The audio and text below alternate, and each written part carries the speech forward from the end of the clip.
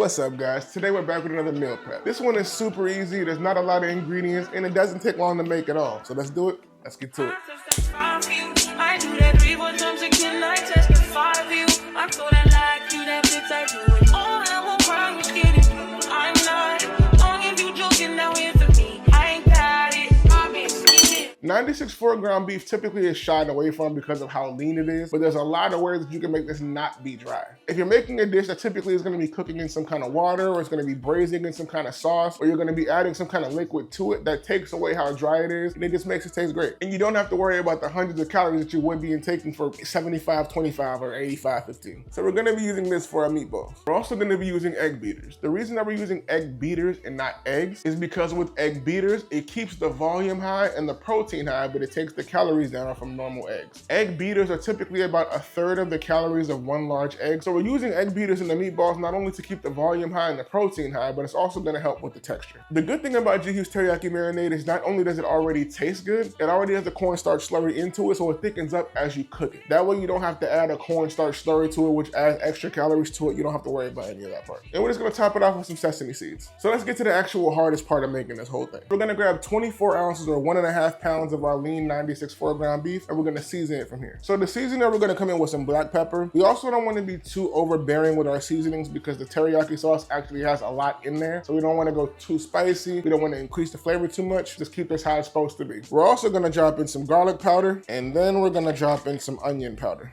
We're trying to stay away from using salt in this dish because, as we know, teriyaki sauce also has soy sauce in it. And if you have too much salt and soy sauce, this is going to be too salty overall, and we don't want that. But now that we have our seasoning in there, we're going to take 184 grams of our egg beaters and we're going to add those in. And now we got to get our hands dirty. So get in there and fully incorporate the 96 4-ground beef, the egg beaters, and the seasoning until everything is one big amalgamation. Is it going to be messy? Absolutely. Is it going to be too much? No, it's not going to take that much. You also might be wondering why I'm not using breadcrumbs in this dish. Breadcrumbs typically help as a binding agent to help keep the meatballs together because there's not much fat in 96 4-ground beef, so they hold together well even without the breadcrumbs in them. So we don't really need them, which is a good skip. It saves calories, it saves steps, it saves time. Once your beef mixture looks something like this, you should be good to go. Now from here, we're gonna get a baking sheet and line it with some parchment paper. And now for one of the most tedious parts, actually making the meatballs. We're gonna take 45 grams each, exactly 45 grams. We wanna do that because we don't want some meatballs that are too big and some that are too small. They'll cook unevenly. And we also want our meal prep to look good and taste good, and it can affect the calories and macros per serving if you don't have them the same size. So let's make them 45 grams each. It's exactly 1.5 ounces. So take it,